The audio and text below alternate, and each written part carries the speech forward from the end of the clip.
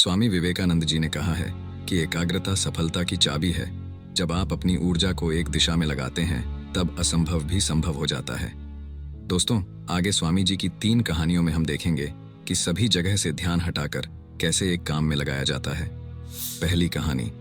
स्वामी जी एक पार्क में आराम कर रहे थे। वहां उन्होंने एक लड़के को देखा जो एक खाली पेज पर कठिन श्लोक लिखने की कोशिश कर रहा था, लेकिन गलतियों के कारण बार बार पेज फाड़ रहा था और हर बार नए पेज से शुरू कर रहा था। कुछ समय बाद लड़के का ध्यान स्वामी जी पर गया तो लड़का तुरंत उनके पास गया और प्रणाम करके कहा, स्वामी जी, मैं पिछले 3 घंटे से इस श्लोक को सही से लिखने की कोशिश कर रहा हूँ, लेकिन हर बार कोई ना कोई गलती हो जाती है जिससे मुझे शुरू से शुरुआत करनी पड़ती है। मुझे समझ नहीं आ रहा कि मैं क्यों नहीं लिख पा रहा हूँ। स्वामी जी मुस्कुराए और बोले, बेटा, केवल फोकस की कमी के कारण ऐसा हो रहा है, क्योंकि एक साधारण इंसान अपनी ज्यादातर ऊर्जा बेकार की बातों और आदतों में लगा देता है, इसलिए लगातार मन भटकता है। ध्यान से काम करने का मतलब है अपनी पूरी ऊर्जा एक जगह पर लगा देना, और जब बार बार तुम ऐसा करोगे तो मन इसके लिए तैयार हो जाएगा और फिर गलती नहीं दोहराएगा। लड़के ने पूछा, स्वामी जी, अगर मन बार बार भटक रहा हो तो मैं एक काम में ध्यान कैसे लगाऊं? स्वामी जी ने पूछा, तुम लिखते समय जरूर किसी व्यक्ति या घटना के बारे में सोच रहे हो?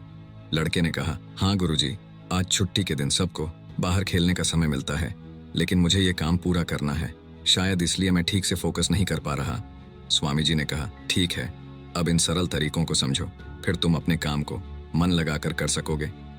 लगातार गहरी सांस लो। स्वामी जी ने कहा, जब भी तुम्हारा मन भटके तो 5 गहरी सांसें लो और अपना ध्यान काम और खेल दोनों से हटाकर अपनी सांसों पर लेकर आओ। जितना तुम अपनी सांसों को देखोगे उतना ही तुम्हारा मन शांत होने लगेगा। काम को महसूस करो। जब तुम लिख रहे हो तब सब कुछ बारीकी से महसूस करो, जैसे पेन तुम्हारे हाथ को छू रही है, और लिखते समय जो आवाज हो रही है उसे भी ध्यान से सुनो। जब तुम सभी चीजों पर बारीकी से गौर करोगे तो ध्यान भटकना कम हो जाएगा और तुम्हारा मन और शरीर केवल एक काम में लगा रहेगा। तुम्हारा ध्यान काम पर इतना केंद्रित हो जाएगा कि तुम्हें समय का पता भी नहीं चलेगा। जब लड़के ने स्वामी जी की बात मानी और गहरी सांसें लेते हुए फिर से लिखना शुरू किया तो उसने पाया कि अब उसकी गलतियां कम हो रही थीं और उसका काम भी जल्दी पूरा हो गया। उसने स्वामी जी को धन्यवाद कहा। इस पर स्वामी जी ने मुस्कुराते हुए कहा, याद रखो, जब मन और इंद्रियां एक काम में लग जाती हैं तो ध्यान गहरा हो जाता है और यही सच्ची सफलता है। दूसरी कहानी। एक दिन एक युवक स्वामी विवेकानंद जी के पास पहुंचा। युवक के चेहरे पर परेशानी और हताशा साफ झलक रही थी। उसने स्वामी जी से कहा कि स्वामी जी, मैं बहुत समय से परीक्षा की तैयारी कर रहा हूँ।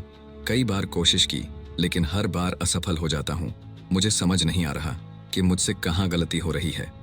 स्वामी जी ने उसकी बात ध्यान से सुनी, फिर पूछा, क्या तुम सच में परीक्षा पास करना चाहते हो? युवक ने कहा, हाँ स्वामी जी, मैं बहुत मेहनत करने के लिए तैयार हूँ, बस मुझे ये बता दीजिए कि मुझे क्या करना होगा।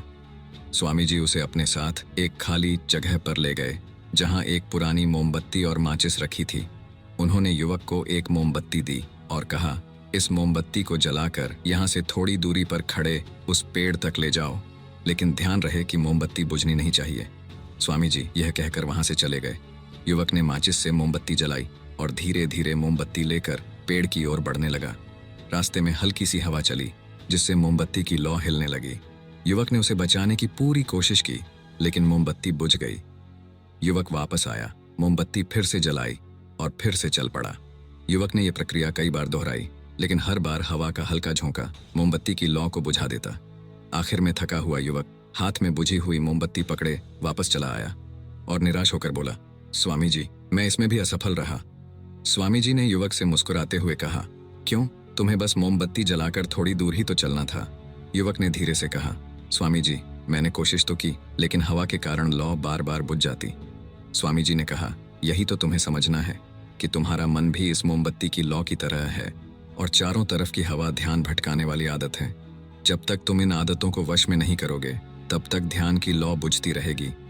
ऐसे ही जब तक तुम अपने लक्ष्य पर पूरी तरह ध्यान केंद्रित नहीं होगे तब तक तुम अपनी मंजिल तक नहीं पहुंच पाओगे। इसलिए मन को एकाग्र करो और जो काम करो उसमें पूरी तरह डूब जाओ। तुम्हारे प्रयास जरूर सफल होंगे। और याद रखो, सभी तरह के ज्ञान का मूल तत्व ध्यान है, इसलिए कुछ भी करने के लिए तुम्हें एक जगह ध्यान लगाना तो सीखना ही होगा। तुम जैसी आदत डालोगे वैसा ही मन होता जाएगा। इसलिए छोटे से छोटा काम भी ध्यान लगाकर करो। ऐसा करने से मन का स्वभाव बदल जाएगा, फिर तुम्हें सफलता जरूर मिलेगी। तीसरी कहानी। एक युवक ने स्वामी जी से पूछा कि मन में आ रहे विचारों को कैसे छोड़ते हैं। स्वामी जी ने युवक से कहा, बताऊंगा, लेकिन उससे पहले तुमको एक परीक्षा देनी है।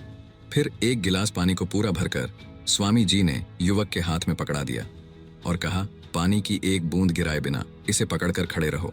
युवक ने कहा, यह तो आसान है, और गिलास संभाल लिया। शुरू में सब ठीक था, लेकिन थोड़ी देर बाद ही उसके मन में संदेह उठने लगे। इससे क्या फर्क पड़ेगा? आखिर कितनी देर तक मुझे ऐसे पकड़े रहने होगा?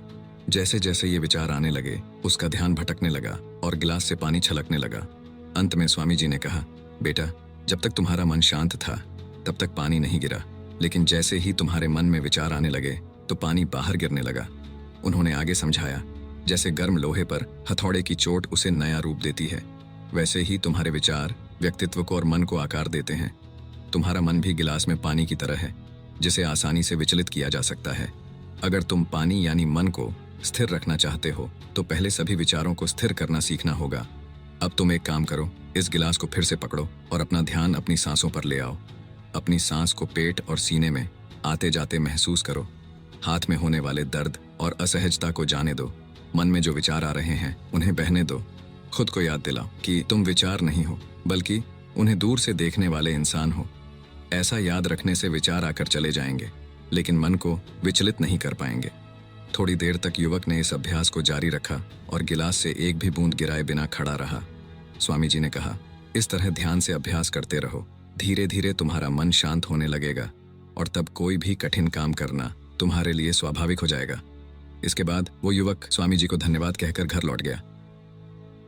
दोस्तों, अगर इस कहानी ने आपकी किसी भी उलझन को सुलझाया है तो हमें कमेंट्स में ज़रूर बताओ, और वीडियो को लाइक करके एक ऐसे दोस्त को शेयर करो जिसके जीवन में ये वीडियो काम आए।